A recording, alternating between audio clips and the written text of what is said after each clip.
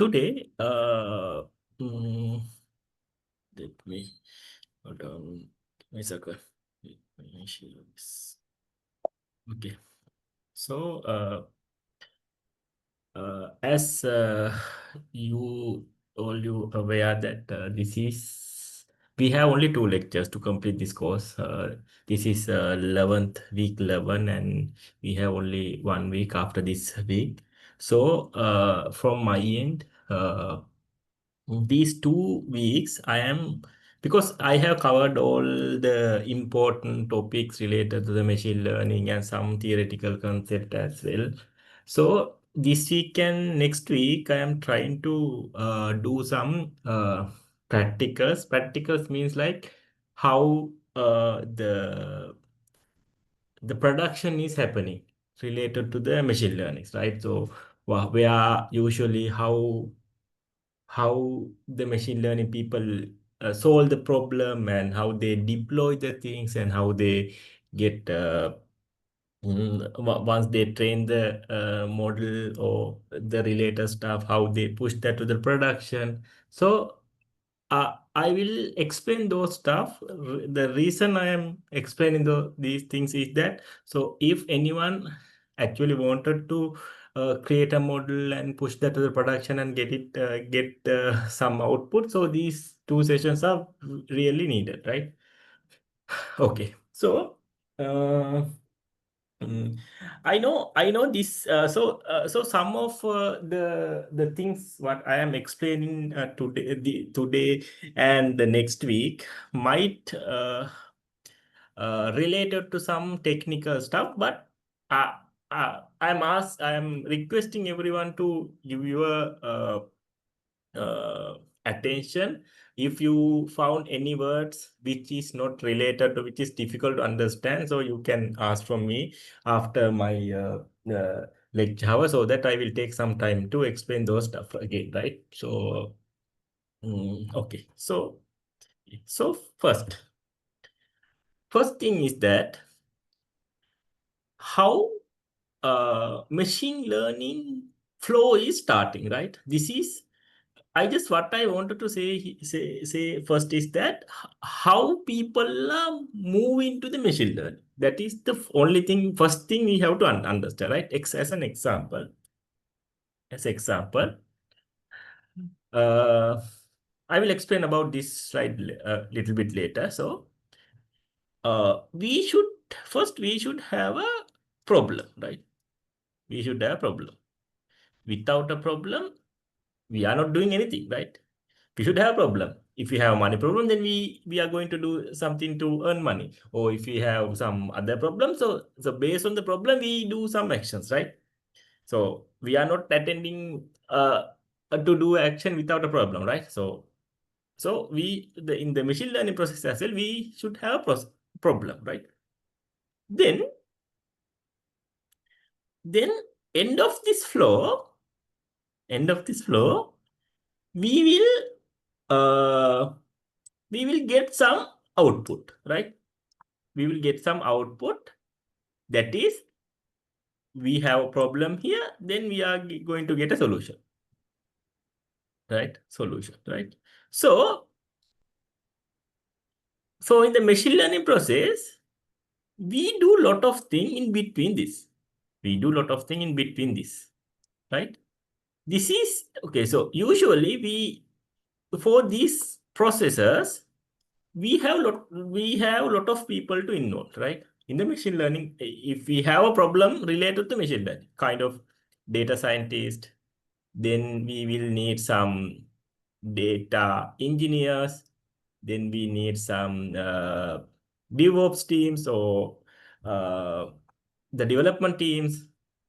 Then we need some, maybe here we need some production team. I mean, the maybe low technical people to collect some here and there stuff, maybe the research people.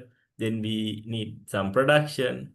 Then we need some for some cases we need some outside parties to do the testing.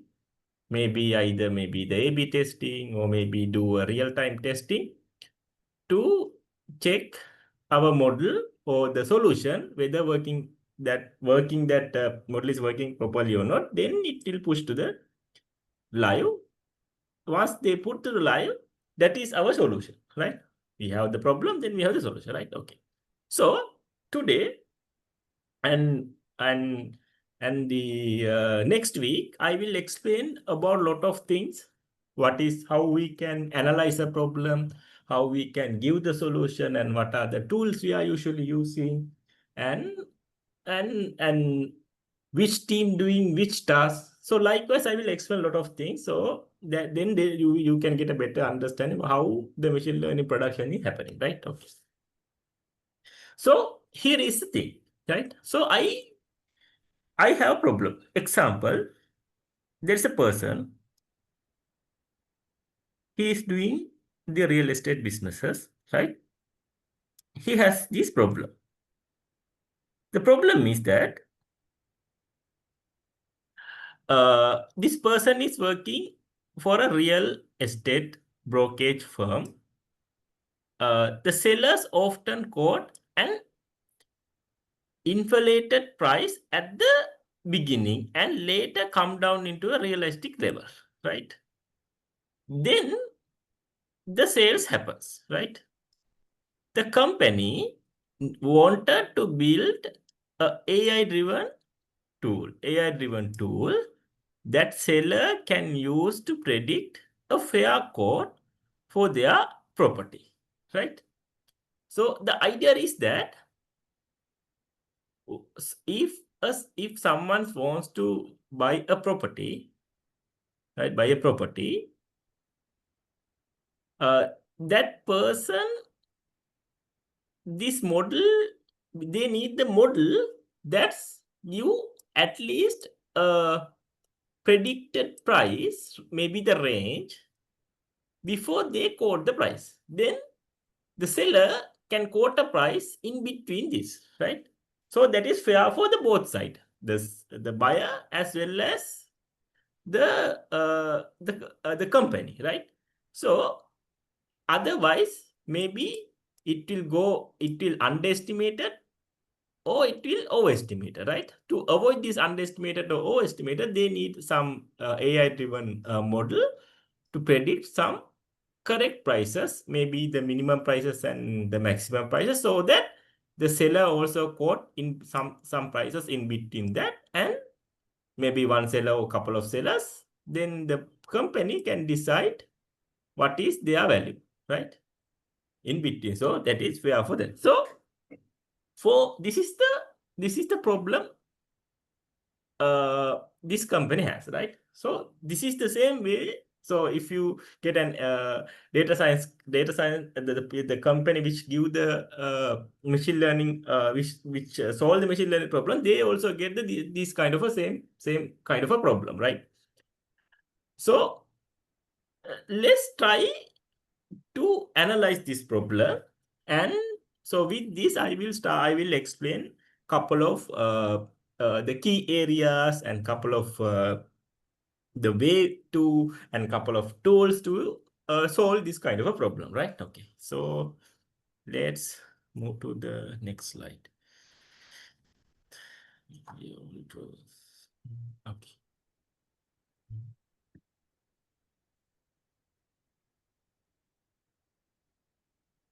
Okay.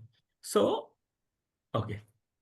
So as I have explained, this process a little I think in one of slide I explain it how the machine training or the model is developing.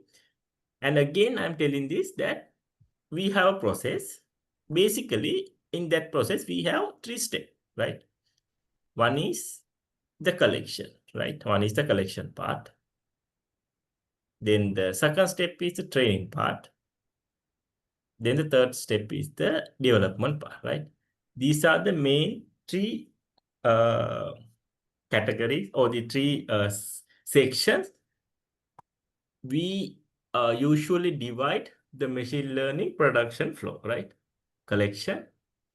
Either we can collect the data from the outside, or either we can collect that data from the inside, or either we can ask people to submit the data, or maybe we, if in the previous the problem, maybe the company has the previous data to use. So there are a lot of ways to collect it.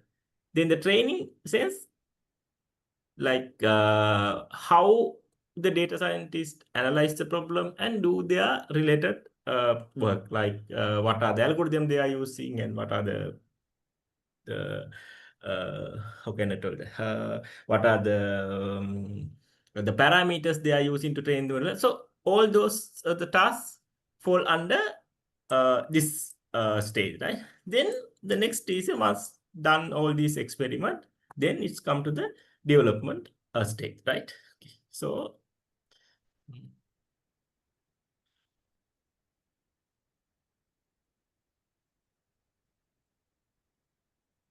Okay. So okay, so here is the next slide. Okay.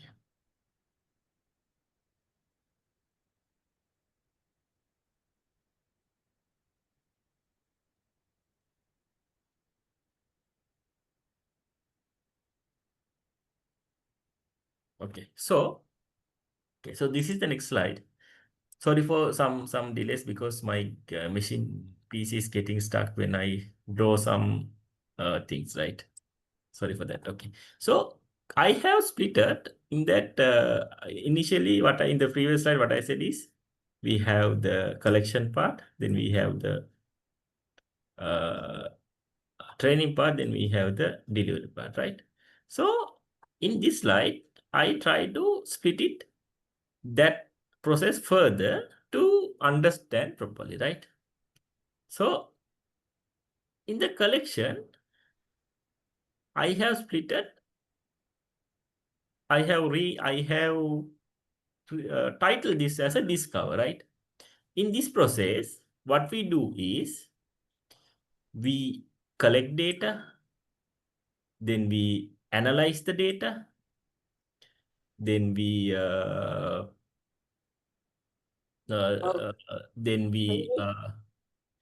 what do you call? Then we maybe we do some uh, filling of the empty data filling, or maybe we do some sort of Unbended. some sort. Let me.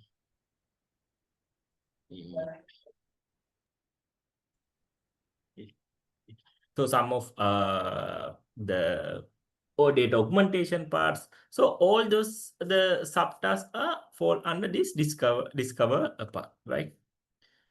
Then we have a method called design. Just give me a second. I'm getting a scroll. Give me a second.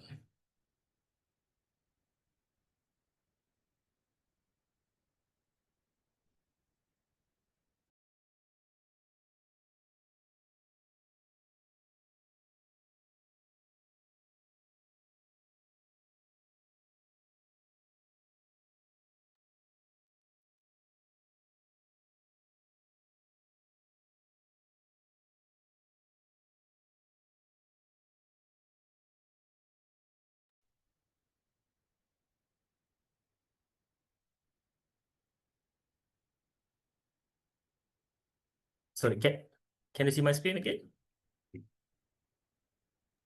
Yes, we Yes. can. Okay, sorry. Okay. So in the design part,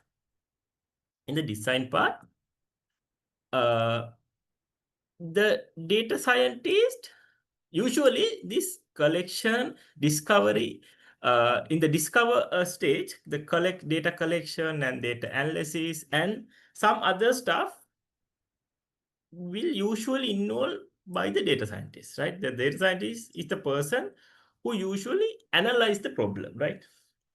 So that person has a knowledge of some statistical knowledge, some mathematical knowledge, and some sort of technical skill, right? So that person can first analyze the entire problem.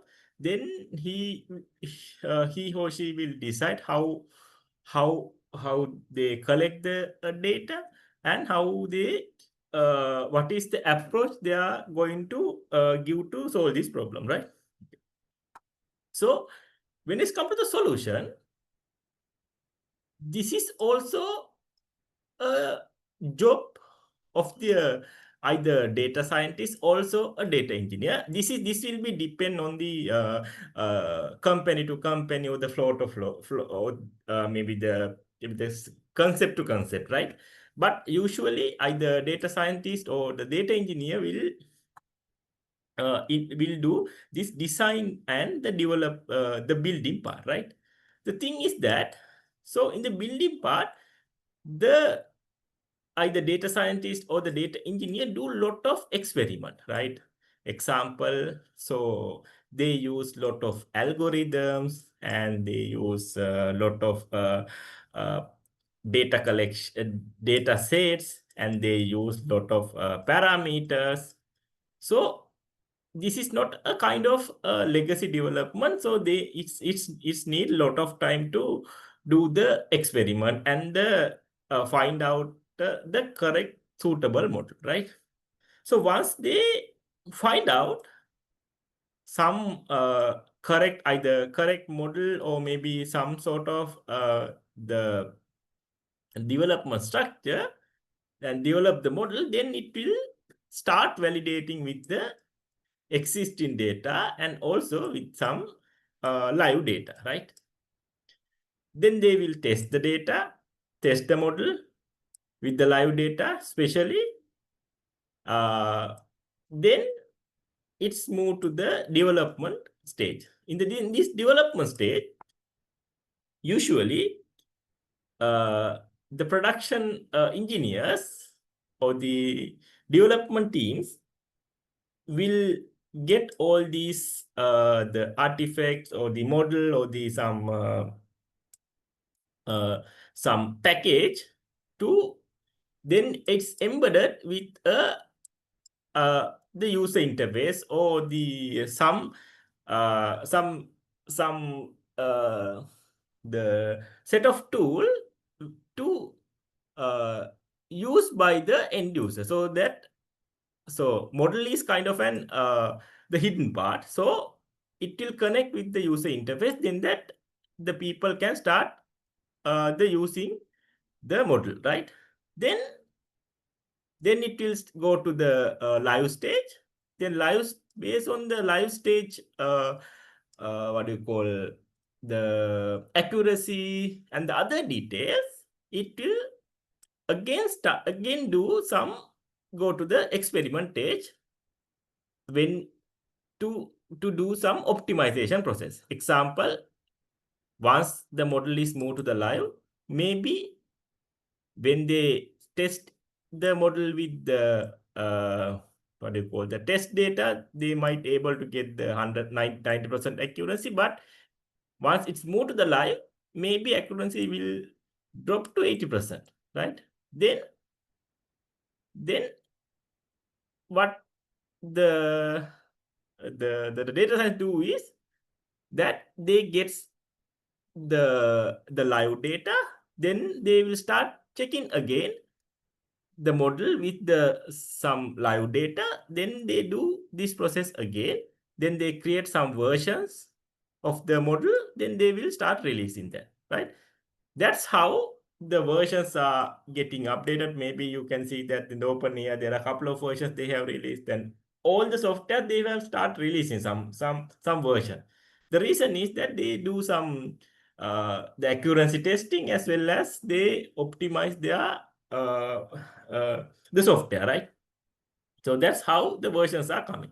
So this is the complete production process when they solve a machine learning problem, right? Okay. Then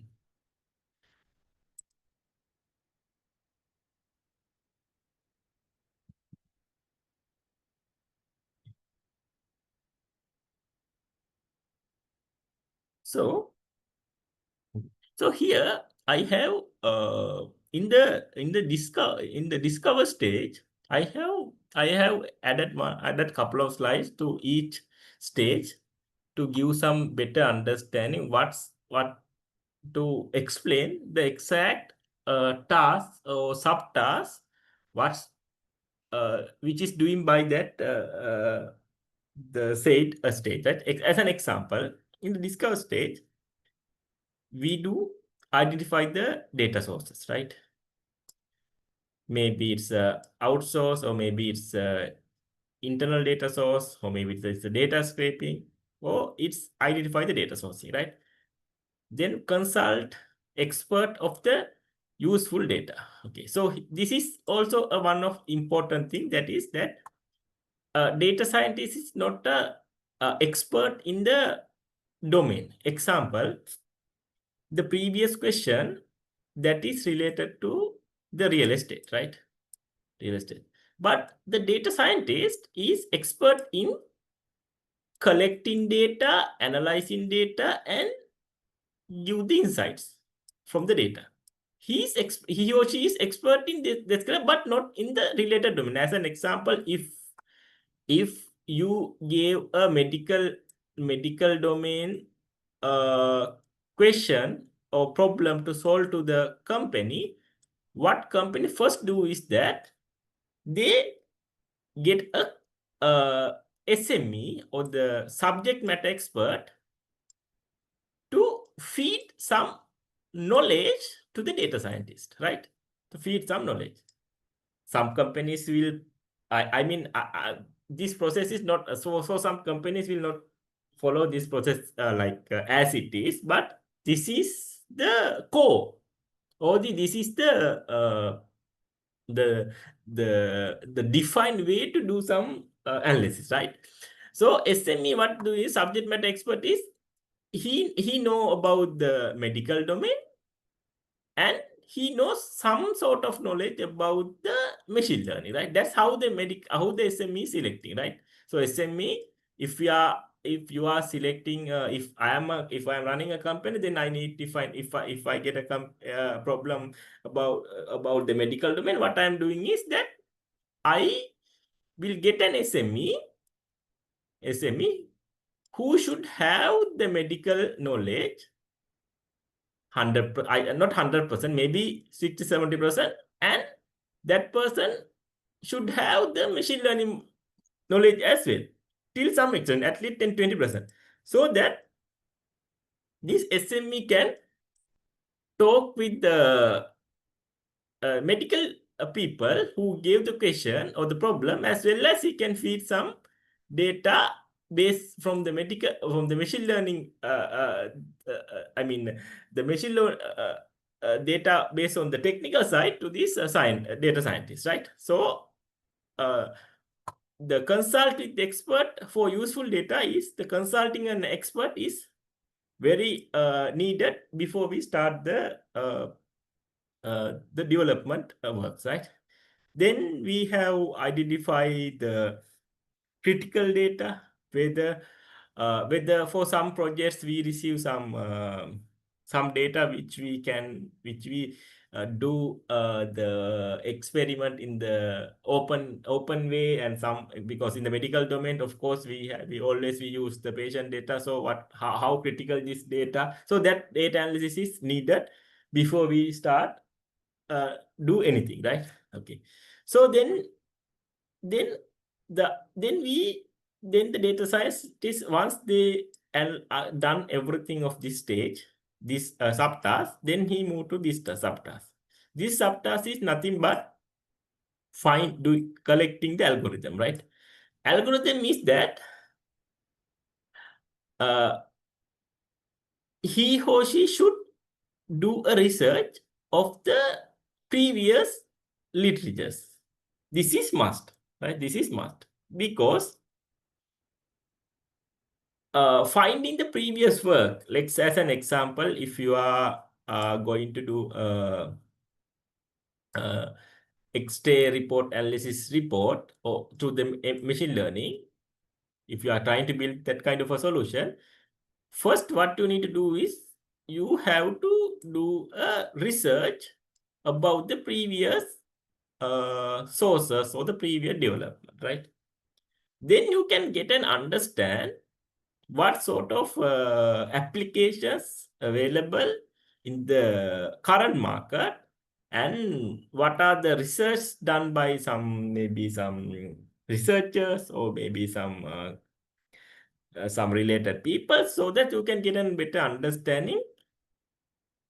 Because the reason is that you don't, maybe if you done this research, instead of starting your building your model from scratch, maybe if this is a 0 point before, instead of starting from scratch, you would able to start this from at least some levels, from some level, because maybe some of the other people may done this part, so you can use this part as well, and then you can start the building your analyze your problem from this stage onward, right? So you don't need to put any effort to get it done this part, right? So that's why the literature of existing solutions, analyzing the literature of the external is mandatory, right? Then you should analyze the drawbacks and the advantages. Then you have to read some articles and the research work. So those are the algorithms subtask of identifying the proper algorithm, right? Then the last step is that sub task of this discover stage is that insight, right? So once you've done all of this stuff, then you have maybe a data set with some maybe meaningful data.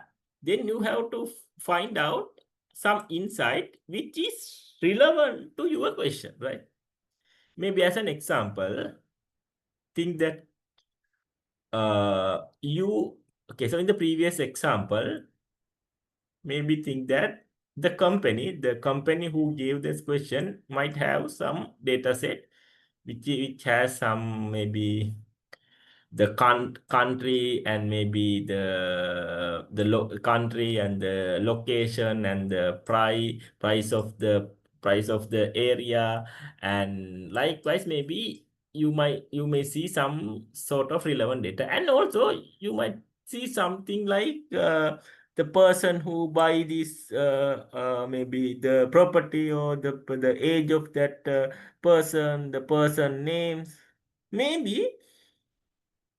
So if you are analyzing that problem uh, to predict the price, you might see some unrelevant data point in the provided data set, right? If you see that sort of data, you should have a keen knowledge to understand that these data points are not relevant to this problem, right? Because example, you are going to create a model to predict the prices of the maybe the minimum price or maximum price of the land or the property, right? But in the given data set, if the given set has some the person name, the person age, maybe the gender, likewise, you should have a key knowledge to identify these data points should be dropped during the analysis, because these are not relevant with the prices, right? Because the name of the person or name of the the gender of the person might not relevant, probably not relevant actually, those key point to the prices, because you know that based on your maybe the expert SMEs expert, or maybe your data if you are data science knowledge, you should have a good knowledge to identify what are the important key point you should consider, right? Okay. Okay, so let's go to the next slide. Okay. Okay. Then the next step is that what is design, right? So design is that how what is the solution you are going to give that to uh, your customer, right? So if I am the customer who asks from the development company to create the solve the problem, then the design is that what is the solution approach I am planning to give that the company, right? So maybe we can run a POC to do a feasible study, right?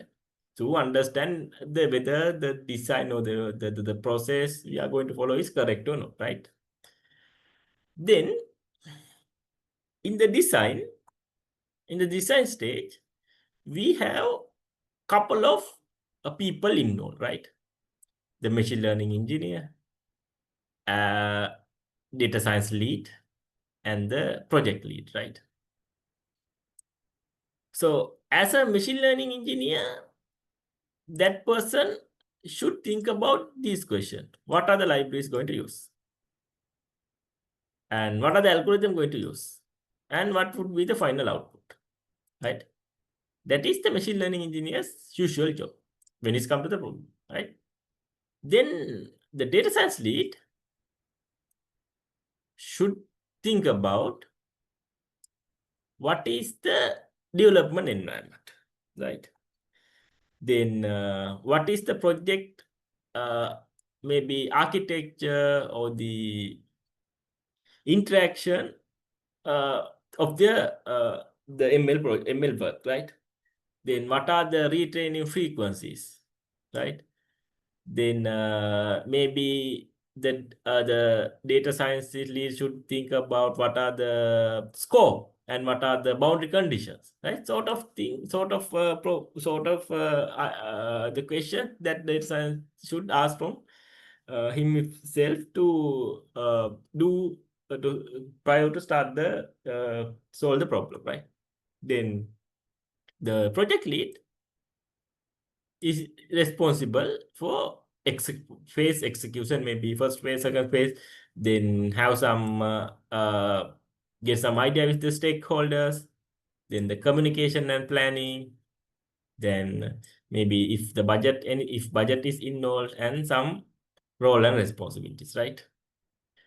So I will not go some of items in deep, because I think that I'm thinking that for some of deep discussion about these roles are not more relevant, but you should have an idea how the production flow is happening.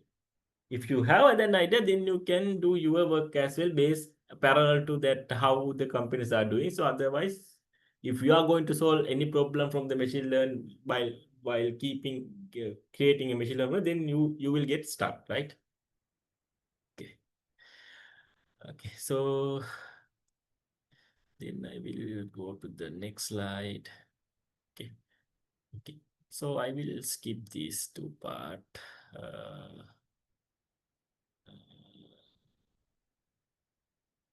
Testing. I will come to these steps later. Okay. So now from this slide onward, and maybe I will cover some of these slides in the next week as well. From this slide onward, what I'm going to explain is that some tools or maybe the libraries which you should know if you are building a machine learning application for a solution, for a problem, right? Okay. So I will discuss here a lot of tools, right? I will split it down stage wise. For this stage, what are the suitable tools, and for this stage, what are the suitable? Likewise, I have split it down to a couple of stages, and each stage I will explain. I will trying to explain one tool But rest you can do your homework, whether if you are really wanted to learn about the others two lessons, so you can do your own learning, so that you can get and understand about what are those tools, right? Okay, so first mm, yeah, so first step is, as I said, we have if we done a data collection, right, we should have a way to convert it to the structured manner, right? So having structured data is very easy to do some machine learning model, but if you don't able to do a structured way, then we have some sort of ways, but the best way is that to find out the features, right? To find out the features in a proper manner, you should either the data set you should annotate or label from your end, or you should get some pre-annotated data set, right? So annotation sense, like as an example, let's think that I am trying to find a person face, right? Person face. So that model is very famous model. The face detection in your phone as well. You can see once you open your camera, your face region is marked from the small bounding box to show you this is the face region, right? So to train, that is also a model kind of example. Think about if this is a face, then if you are going to train a model to detect the face region, then you should have an understanding that the input of the data should have that face region, right? Should have that face region, right? So for that, if you have a data set with the person without the proper annotation, then you have to do that the labeling part before you start your what do you call, before you start your training model training process, right? So I will explain about this little bit later. Okay, so you should get and understand that. So if you are using a data set, special image data set, you should have a proper labeling before you start your what do you call, the uh, training your training process, right? Okay, so let me show you one can I please. So I am trying to share my other PC here. Let me join to the session from that PC as well.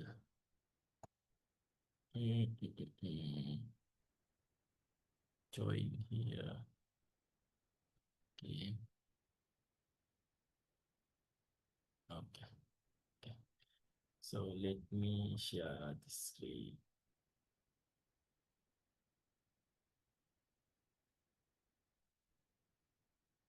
Okay.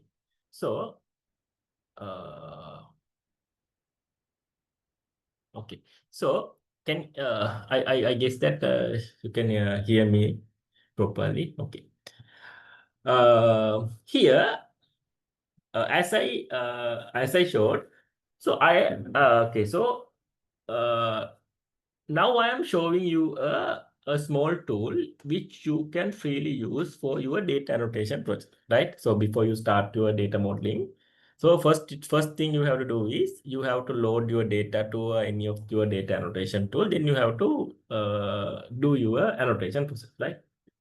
So we have a tool called uh, Label Studio, right? Let me go to the site. Label Studio, label. So labels, this is a free tool, right? This is an open source labeling tool.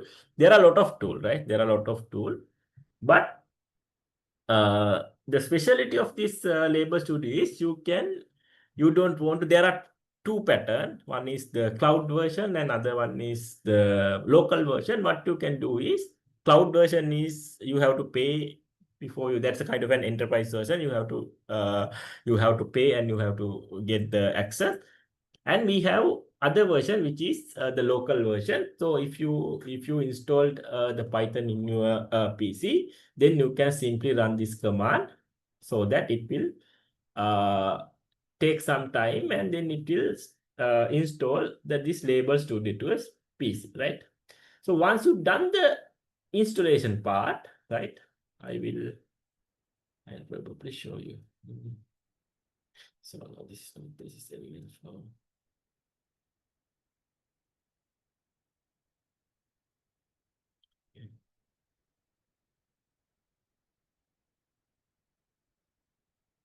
So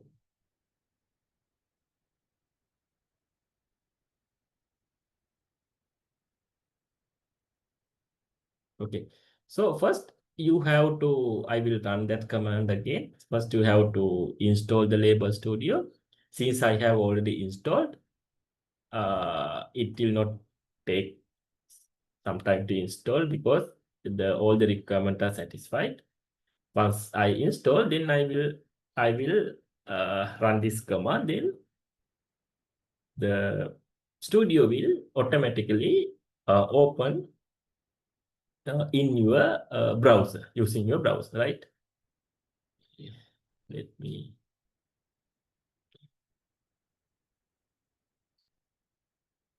Okay.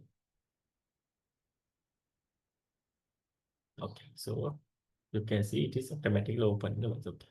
So since I have create some project, you can see some my labeling project I have created. But if you are new, then you will not see this window. Then what you can do is you can click here to create a project.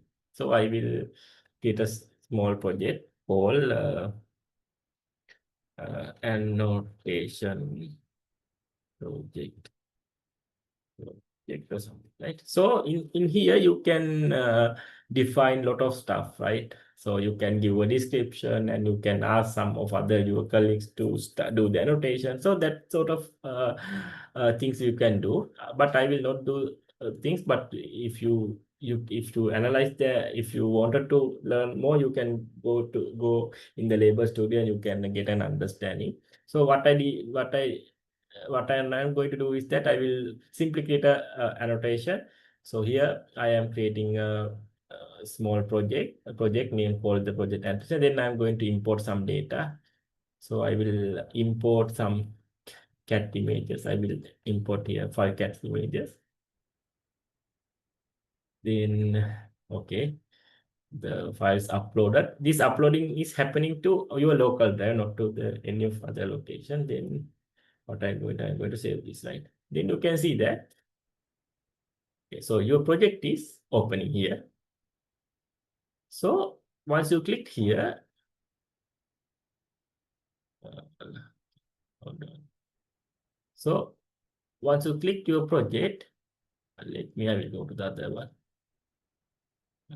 Hold on.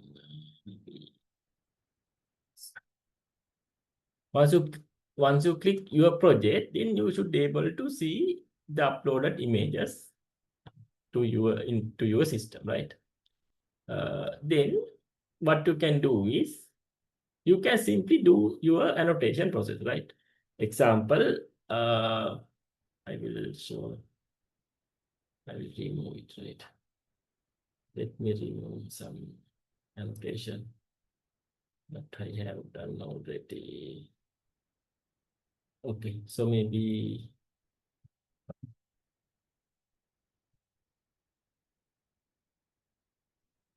so what you can do is, so you can define whether when you start the project, whether it should be a bounding box or whether how what is the region or what is the sort of object you are going to annotate. So based on that, you can do the annotation. Example, if you are going to do the cat face recognition model, then you can draw your bounding boxes for these faces, right?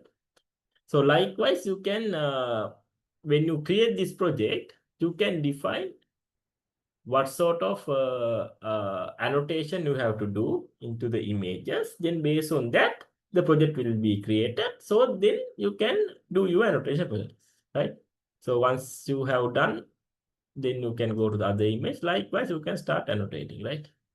So here I have already annotated a couple of images. So you can go one by one image and you can annotate. And also, if you think that the data set is really high, then you can ask some of your, maybe the medical students or some other people to, you can invite to this project to do that annotation, right? So that they will help you to create your data set, because the creating data set is the important thing, right? So because if, as an example, so think that if I'm doing some annotation to this to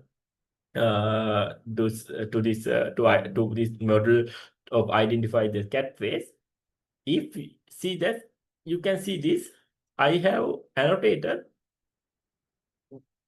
this face.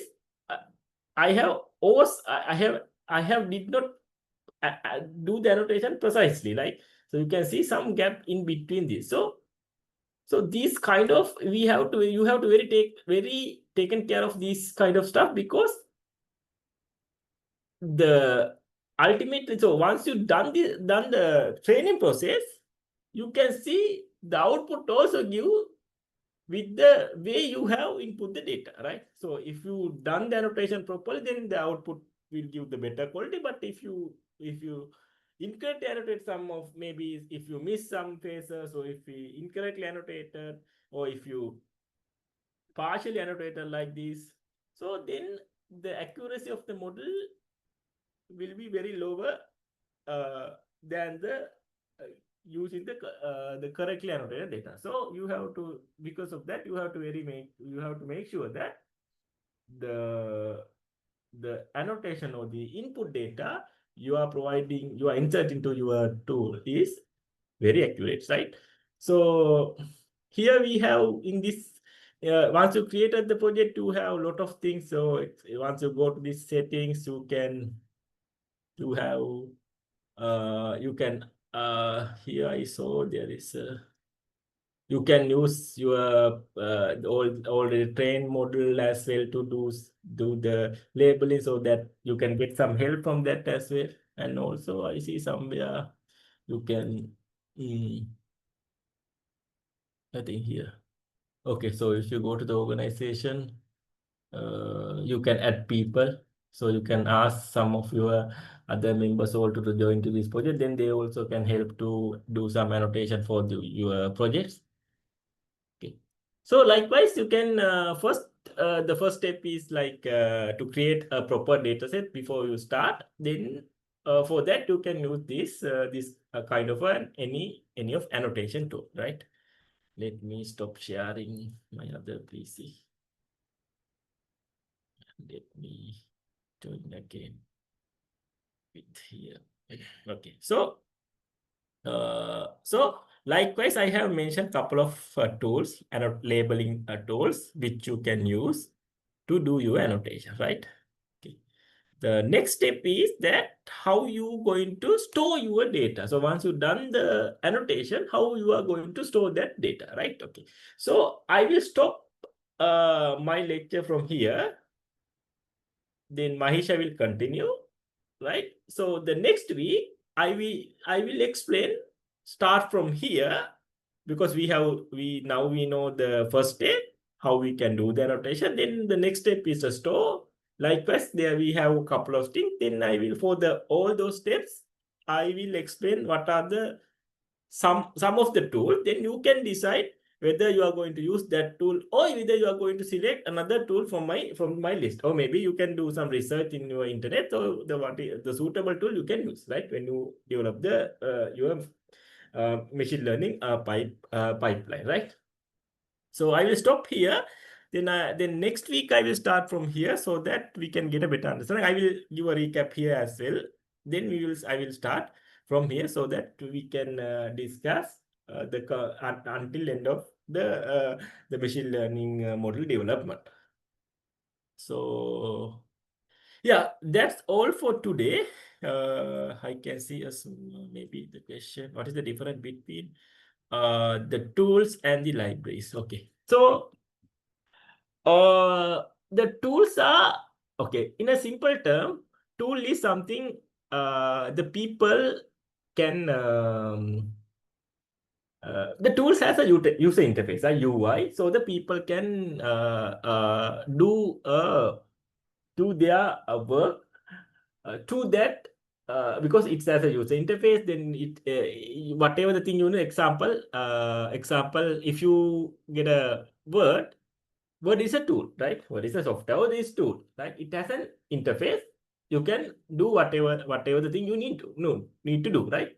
Then when it comes to library, it's a kind of a small unit which you can install. As an example, if in the Excel is defined to do some calculation, do some graph, some mathematical stuff, right?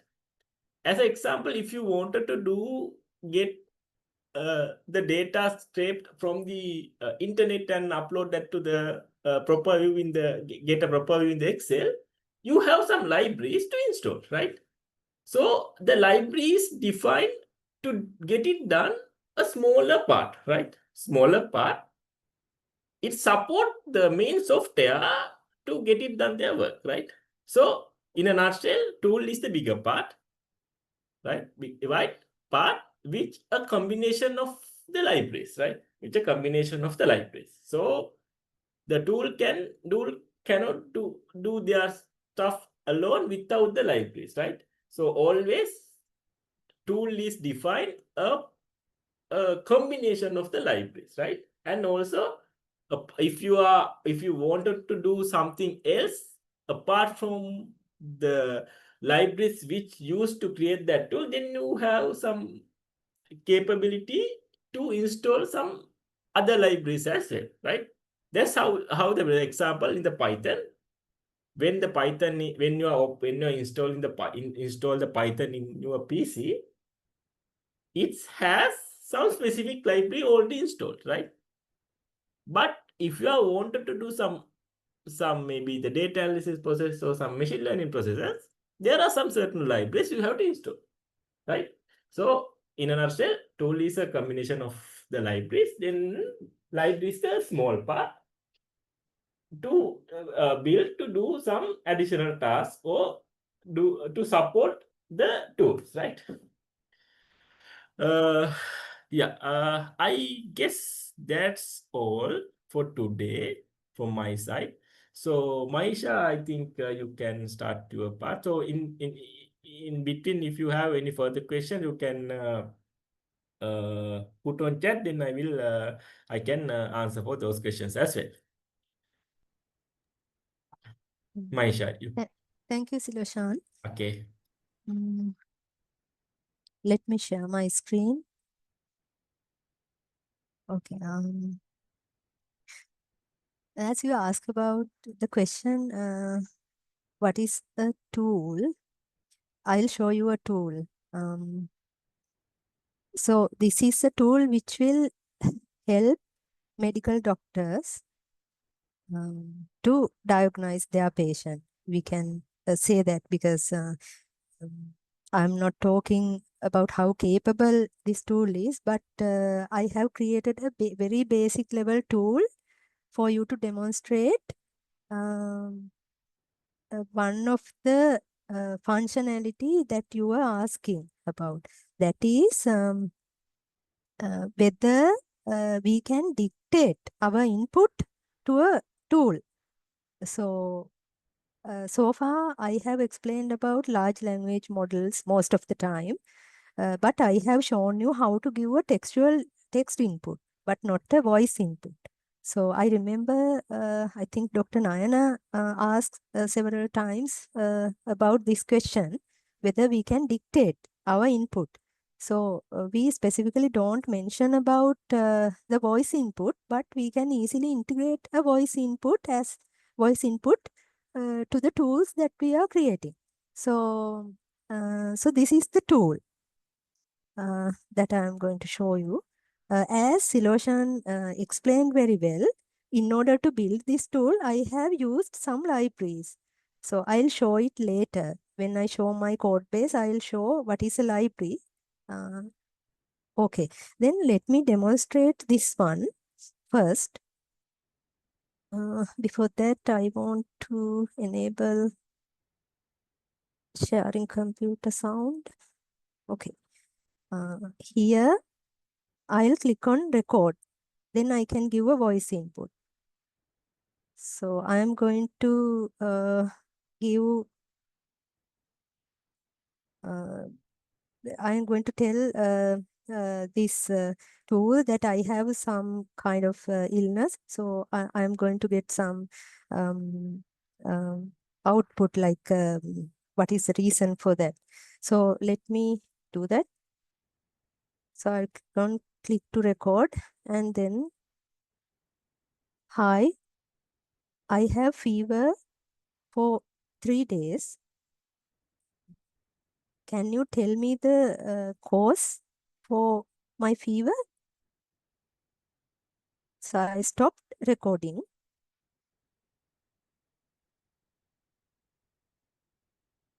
Okay, then it is transcribed to this text. So I gave a voice input. So I put these things in order to demonstrate. So I'll play what I have recorded. Hi, I have fever for 3 days. Can you tell me the cause for my fever? Okay, so the input is correct. So, and also it is transcribed to a text. And that text input is given. I have written a piece of code in order to give this input to my large language model. I have internally used OpenAI API. So internally, it is used. I'll show my code to you. So according to this input, the output is given like, I'm sorry to hear that you are not feeling well. Fever can be caused. This is a similar output that you can get from ChatGPT and other large language models. Okay, then I can exactly same way I can give a text input as well. I'll ask what are the tests you suggest?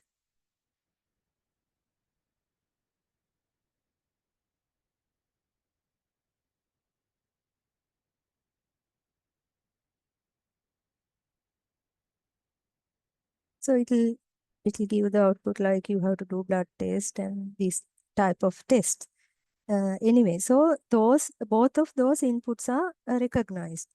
So this voice input has nothing to do with these large language models or there's no any complex logic involved with that one. So we just have to use a model in order to recognize a voice input.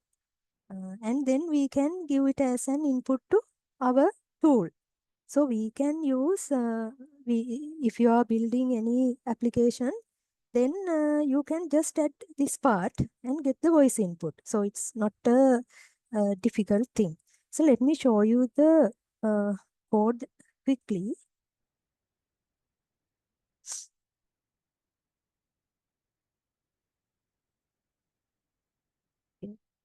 Here I have used few libraries. So one is Streamlit. So Streamlit is library because I'm using this library in order to give a nice UI for my tool. So otherwise you can't see it in like this. So all these components, these labels, everything is created using Streamlit library. So I'll use that library in order to code this tool. So I have written this code using this ST is referring to Streamlit. So I'm using the methods available in that library. So in that way, we can use a library. So when we are using a library, most of the time, we have to write, when we are writing a code, when we are doing programming, we can use a library. So using libraries, we can build tools, generate code and build the tools. Okay, let me go to this code quickly.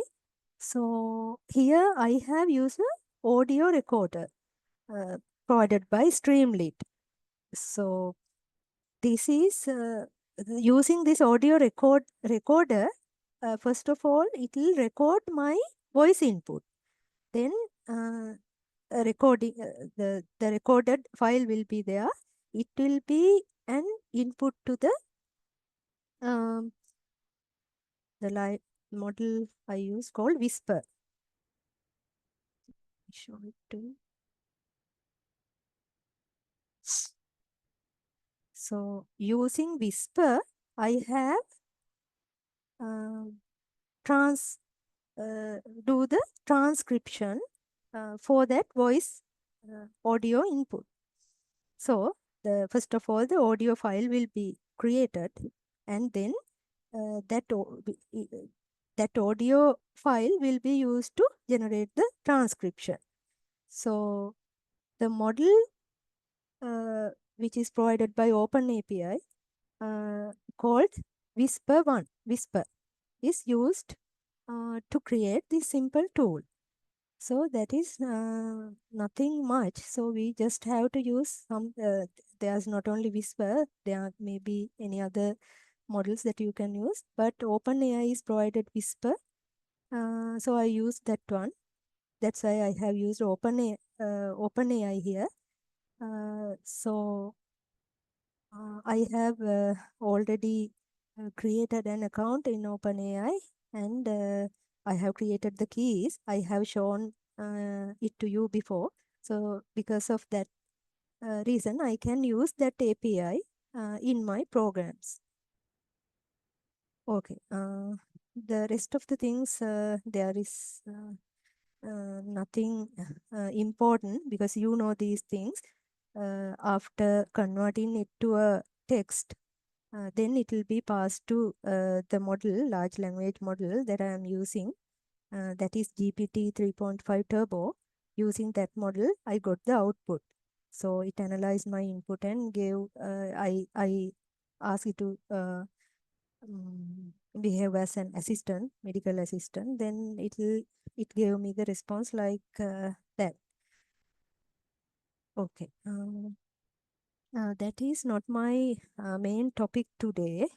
If you want, I'll share this code, and there are a few other things you have to do in order to get this code run. I can give you all the support if you want to run this code by yourself. Let me know. Let me know. I'll send it to you.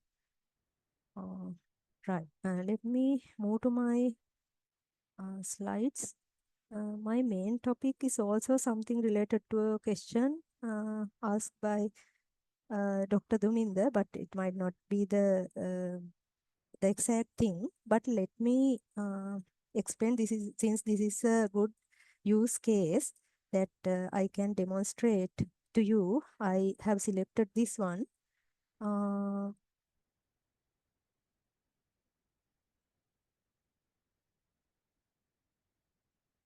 Okay, this is related to EMG testing. So I believe all of you know about this test, but I have put a little bit of explanation about it. So I'm going to show you that is also a prototype, not a developed tool properly. It's just a prototype. So this prototype will you can see how we can use the EMG, use the data generated by EMG test and train a model by using those data and do the prediction in order to detect abnormal patterns in those EMG data. How can we use that tool? So specifically, I have focused on fibrillation potentials and positive sharp waves. So these two types. There are some other types according to the information I found. I am very sorry if I am wrong, Dr. Duminder, because I am not that much familiar about this area. So according to the knowledge I have, I found that these are the major patterns that we can recognize in EMG data, the data generated by EMG machine on a patient. So the system will use deep learning to identify the patterns in order to get the insight about the neuromuscular disorders. So EMG test, as I understood, this fibrillation potentials and positive sharp waves are abnormal electrical activities. So there are normal ones and abnormal ones. So these are captured from muscles. So in order to get these data, the doctor will insert a needle to the muscle of the patient, and then needle pick up the electrical signals generated by the muscle fibers. So those data will come in the form of signals. So we can use those data and train a model in order to do the identify the abnormalities on the patients. When in the real time we can do this. So today I am showing just a prototype. Yeah. So we can recognize the nerve damage and muscle disease and maybe some other things by analyzing those data. I don't know much about those things, but these are the information I found. So this is a screenshot of the tool that I'm going to show you, the prototype that I'm going to show you.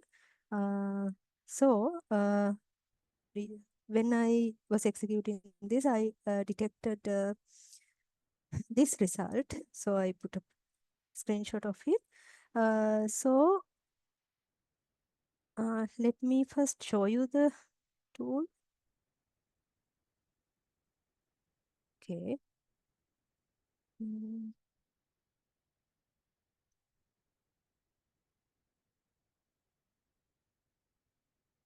So when I say start recording, it'll generate data. I have written a Python code to generate data. These are not real data. So it's a synthetic data because I don't have real data. So you can improve this because this is just a prototype. So you can get the idea and then use your own data and train the model, and then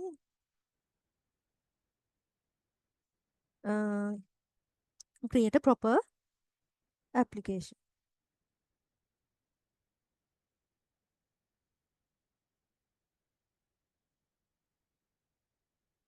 So I start recording and then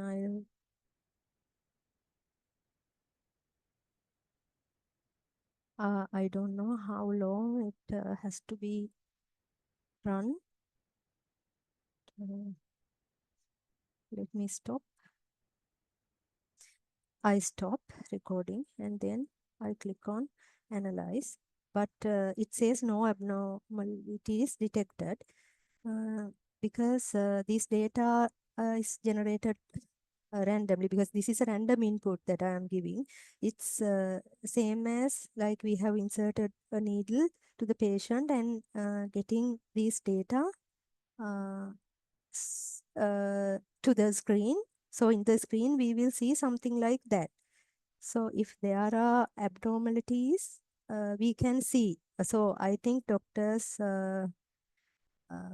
who are not using these type of tools, and anyway, the doctors will verify these data from their eyes by looking at this screen. That is how they are deciding whether there are abnormalities. So if we can generate a tool for this, it will be really helpful.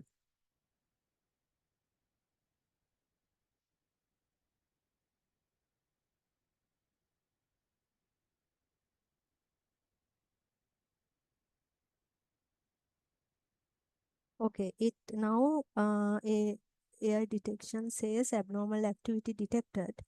Yeah, it recommends manual review of findings. Yes, as always, we have to do a manual review as well. But this gave the positive sharp wave.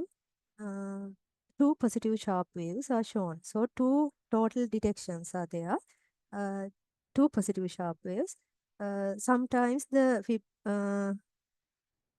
fibrillation potentials are also there. So it's with 82% of confidence, the tool says there are two abnormalities detected.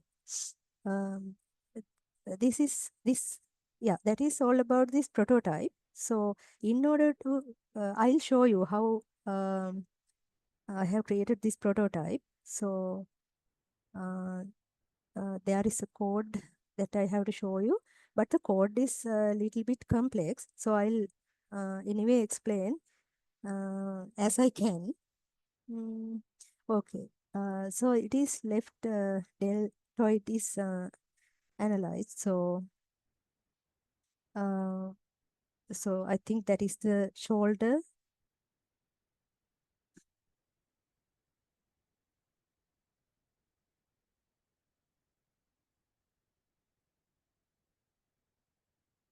Okay, right. Okay. As I understood, the first line shows the normal waves, normal signals, how normal signals are shown. So the amplitude is like normal, regular, the first line. The second line, it's not normal, it's regular. And after the regular waves, there are small spikes. So that is a case where uh, fibrillation potential can be detected. And the third line shows the positive sharp waves. So the positive means the positive side spike, the tall spikes are detected. Those are sharp positive spikes. So yeah, if we plot the input data will be like this. So yeah, in this use case, actually we can use according to my findings, we can use two methods. So we can use raw signal data. So in this case, I have used signal data. But if you only have images, the screenshots, then you can use those screenshots of EMG waveforms to train a model. So there is that might be a convolutional neural network. Here in this example also I have used CNN. So this is ideal if you can get these actual data, time series data. So that is the voltage versus time. So here this is a voltage. Amplitude is shown as microvolts. So and the time over the time. Okay. Yeah, it enables a better pre-processing. So there is a pre-processing step to reduce the noise and do the feature extraction, and then we will do the model training. Yeah, these are the steps. Generated data, 1200 total samples used in here in this example. Plot sample EMG signals. Pre-processing will be done. Filter using filter plus normalization, normalize and for the CNN input. So CNN, the input for the CNN will be the output of this step. So the filtered data. And as you all know, these are the normal steps that you do during this machine learning process. You split data, train data, validation data, and test data. You will divide this, split your data set, and then you will train the model and evaluate the test set, and then simulate real time prediction. You can use it for the predictions. Okay, in this example, I have in this code base, these dependencies are there. So for the numerical operations, I have used, I don't know whether you have heard about this SciPy library. These are also libraries. This NumPy and signal processing, SciPy, and Scikit is used for machine learning and deep learning, TensorFlow, Keras, and visualization, Matplotlib and Seaborn. So these are the libraries. So when you might already have seen during the demonstration that we have done before.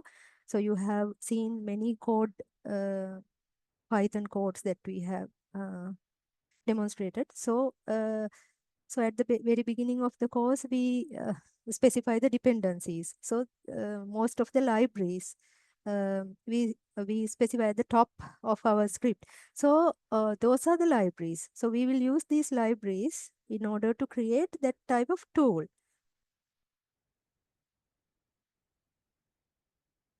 Synthetic data generator. As I told you, those data, in order to train the model, I have generated data through a Python script, because I didn't have real data, but there are ways that you can get, there are sources that you can get some data sets. And when you are going to create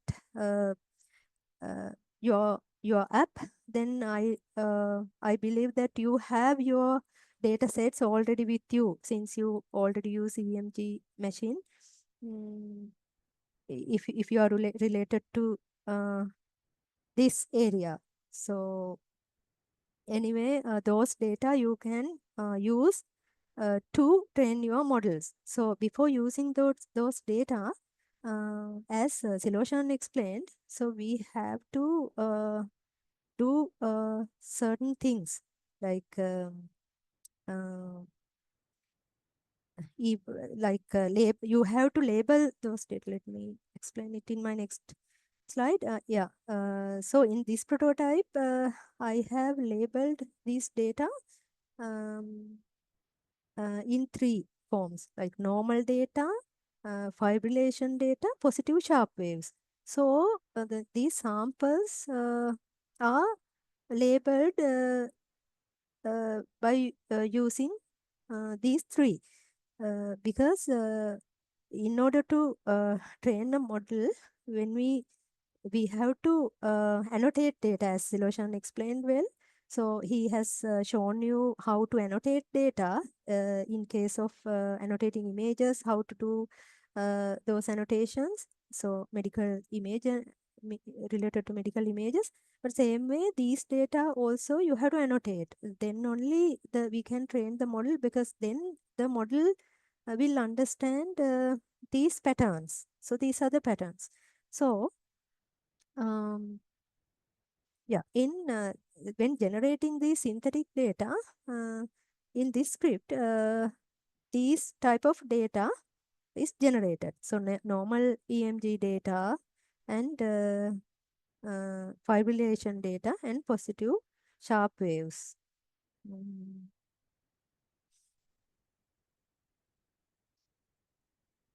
Okay.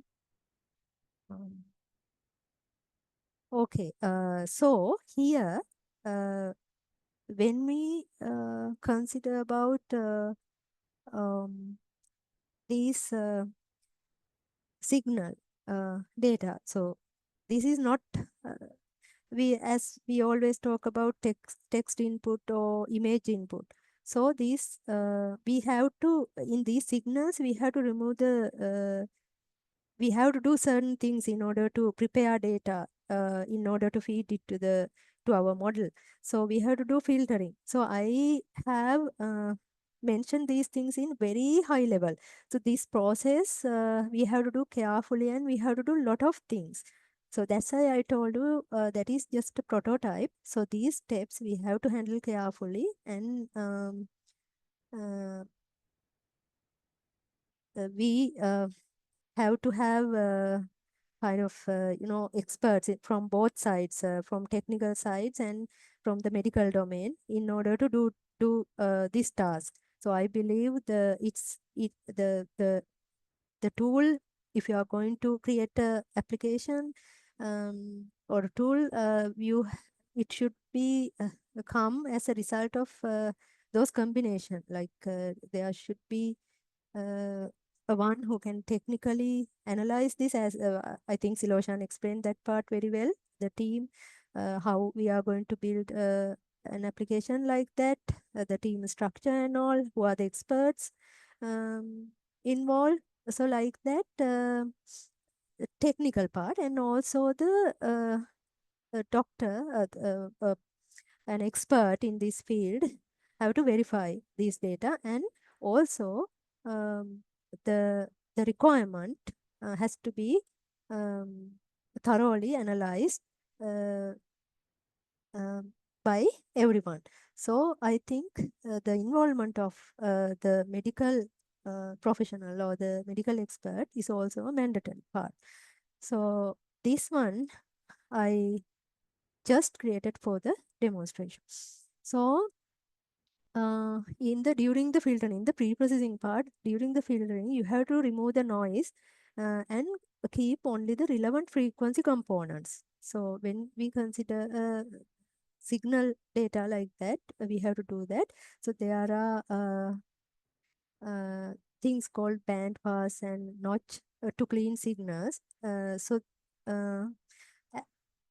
do the experiment about those things also. Then you will learn more about how to clean signals before feeding it.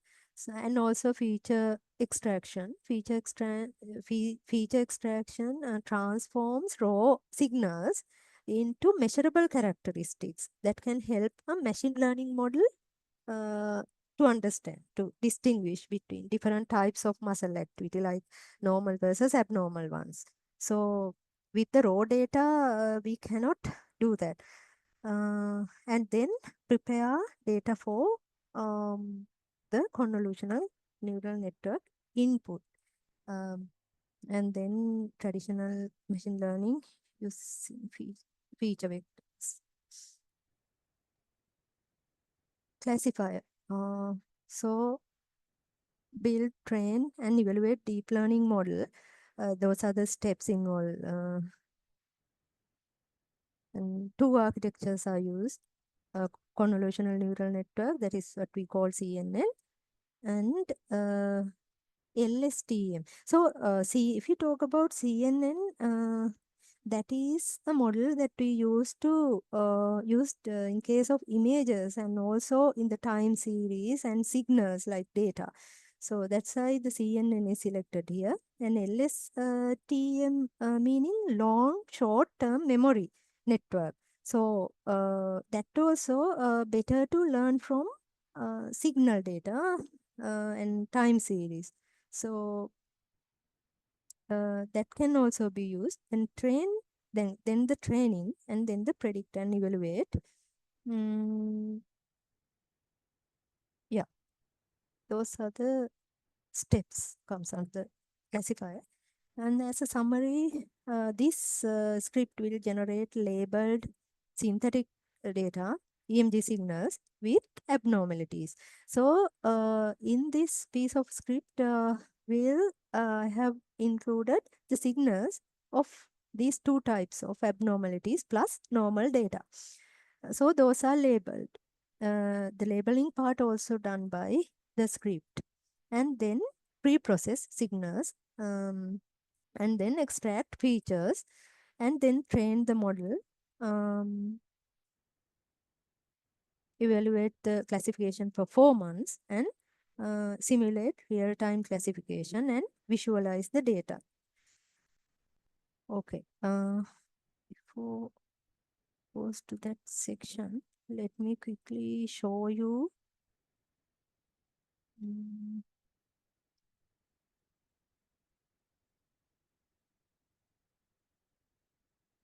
Script.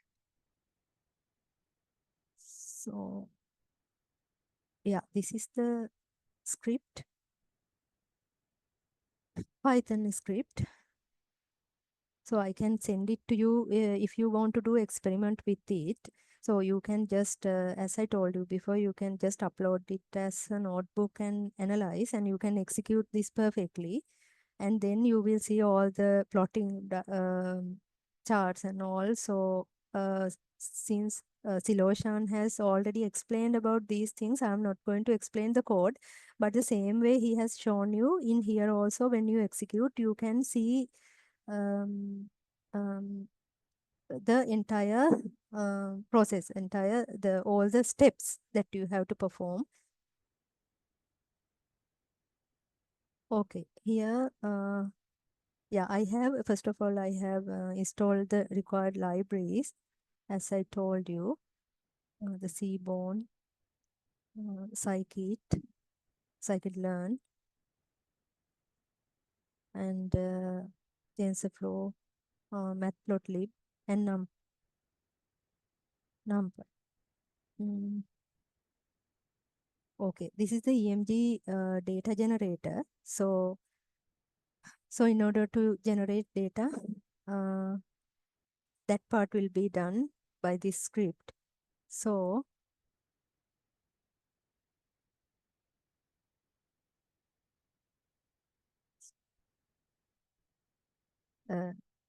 here the normal EMG and fibrillation potentials and positive sharp waves, these data will be generate data set. And then EMG preprocessor, the part that I was explaining about pre-processing, the noise removal and all, that part will be done by this script. And then extract features, and then prepare the data for CNN. So first of all, it will prepare the data, then only it will be used in the model. And EMG classifier, EMG classification. So then train the model, and then the predict and evaluate. So all these methods are defined like that. The plot sample signals. So when you execute this, you will see the plotting, how it is visually appeared. And like that, this is the entire script in order to create that, I have used in order to create that tool, that prototype. So if you want, I can send it to you. And I think it will be useful definitely for Dr. Duminder, and it is not simple like that, but in high level, this is what happens when you are creating a tool in order to uh, implement that use case. So let me share some important stuff. Yeah, technical implementation tips. Signal processing. EMG signals are noisy and require sophisticated pre-processing, as I told you before. Focus heavily on artifact removal and filtering. And then the real-time requirements. So in clinical applications, clinical applications need low latency and consider edge computing for real-time analysis. And there are these certain things that you have to consider related to the real-time requirement, because you have a real-time requirement because that machine, so we are using a needle in order to detect the muscle wave, and then we will analyze it using a machine. So in real time you decide what are the abnormalities, and you have to detect those things in real time. So when you have a real time requirement like that, there are certain things that you have to consider. And the validation strategy. Yeah, plan for extensive clinical validation. Yeah, this often take longer than model development. So yeah, the model development might not take that much of time, because the validation is necessary related to this type of applications. And considerations. Don't underestimate the complexity of the medical device regulations. And ensure your training data represent the diversity of real clinical conditions. Yeah, so when you here I have generated data. When you consider your own data set, you have to be careful because it should represent the diversity in order to get the accuracy of the model output. You have to give proper data. So consider about diversity and design the interface with actual clinicians, not just engineers. That means this is not something that AI engineers can do alone. So together with clinicians, medical expert, we have to do that and continuously do the model updates. Yeah, next steps for production, data collection, replace synthetic data with real clinical recordings, because here synthetic data. So there are certain applications that when we don't have data in real, so we generate synthetic data. But in here, in this case, we should have data, clinical data, clinical EMG recordings already. So we can use those data. So now you know that we have to annotate, so we have to do that also carefully. And related to data, we have to big part that we have to handle. And then hardware integration. So connect to actual EMG amplifiers and electrodes. So you have that machine. So then we have to do integration with the hardware component in that case. So the clinical validation, conduct studies with the neurophysiologist. So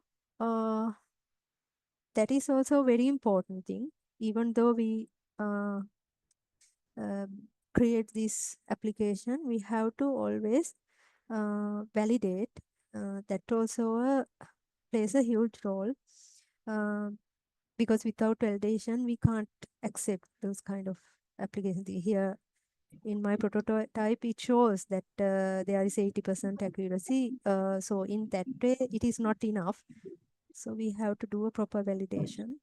and regulatory approval. If there are regulations related to this data and how this data has to be used, then you have to get required approvals. Yeah, those are the things I wanted to show. In addition to that, I found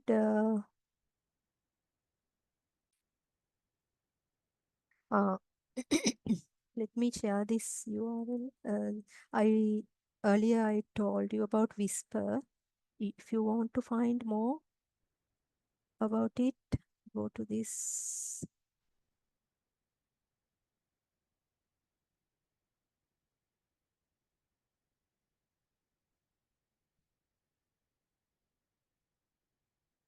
Right.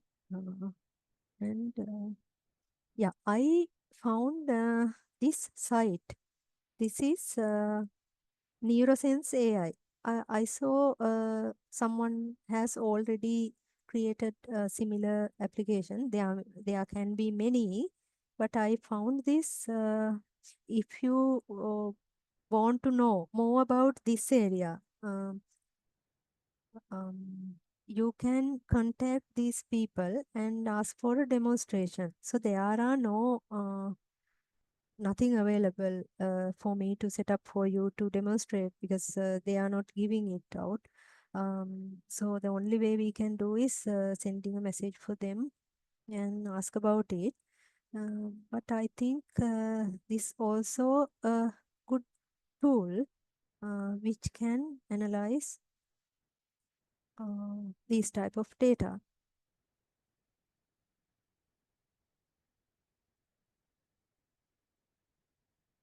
Yeah, explore features.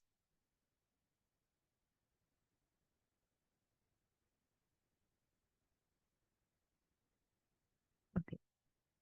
In the clinical decision support, AI-powered analysis of EMG, NCS studies to assist diagnosis.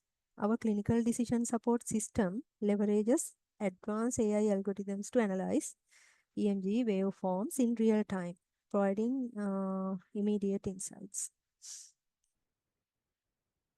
Yeah, something similar.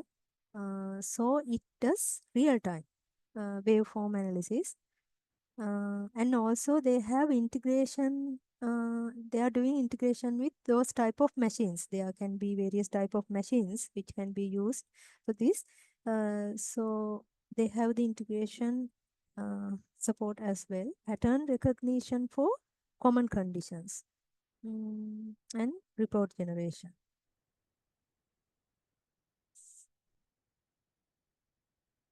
Yeah, they have this analytic platform as well.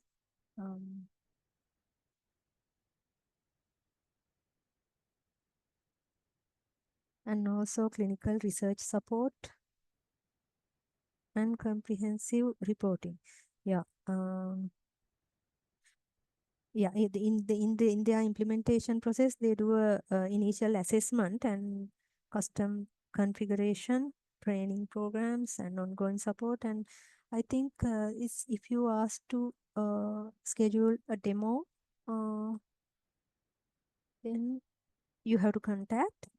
Then you will be able to learn more about this area.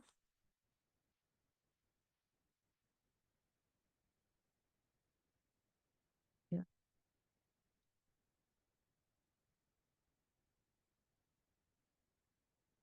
I'll send this as well.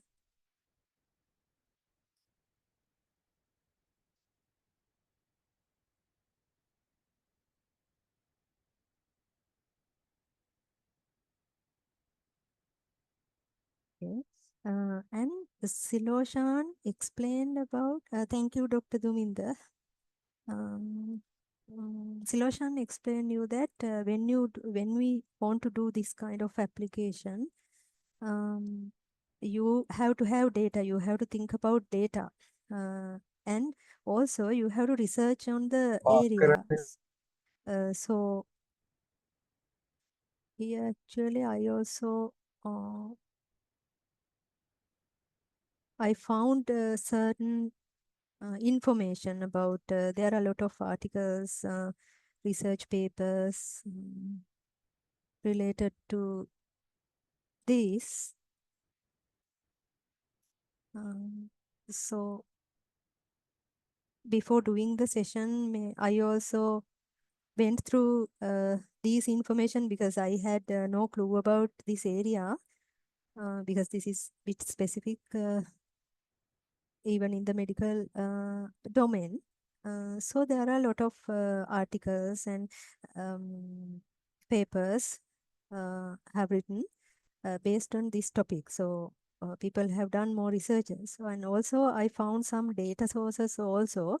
I'll check whether there are proper data related to this, and I'll send those repositories, those resources that you can get data.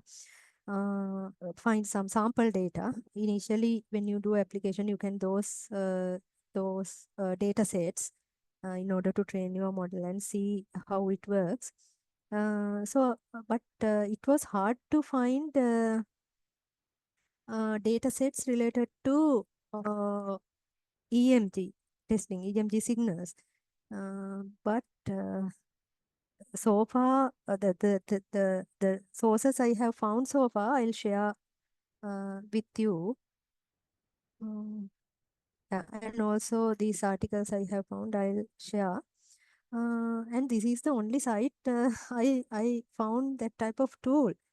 So if I find more, I'll send it to you. Yeah.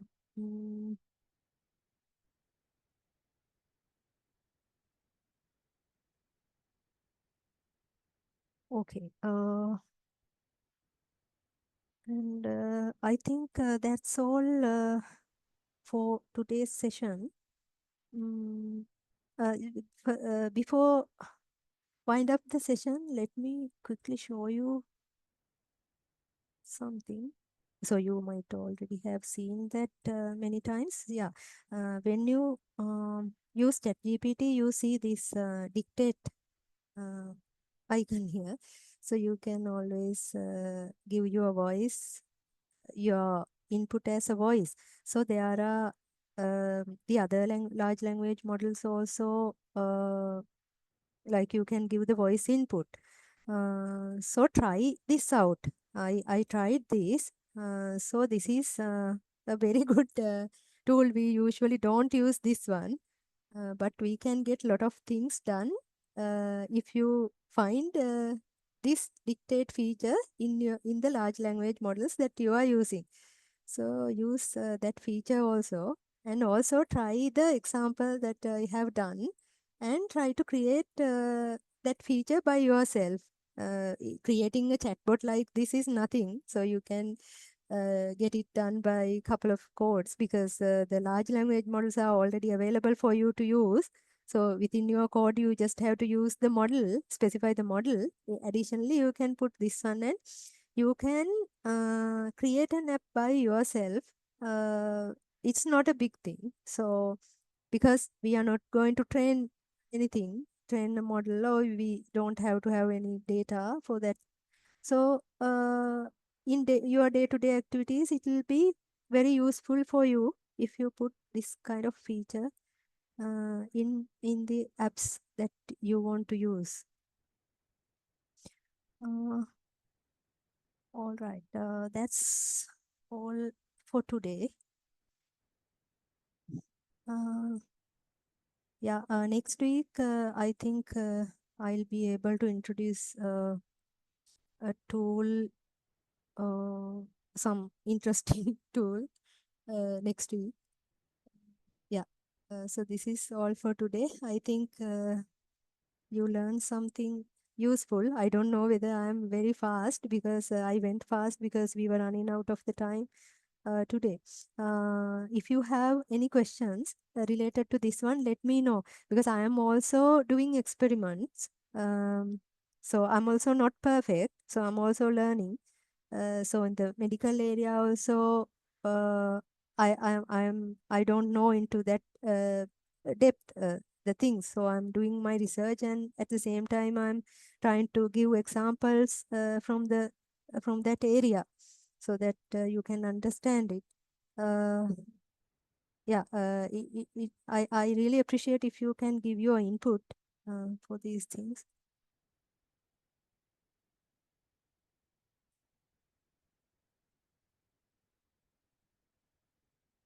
Okay, thank you so much. Then I think we can wind up the session for today. Let us know if you have any question, or if there are any specific areas that we have to discuss. Thank you very much. Thank you very much. I really appreciate. Thank you.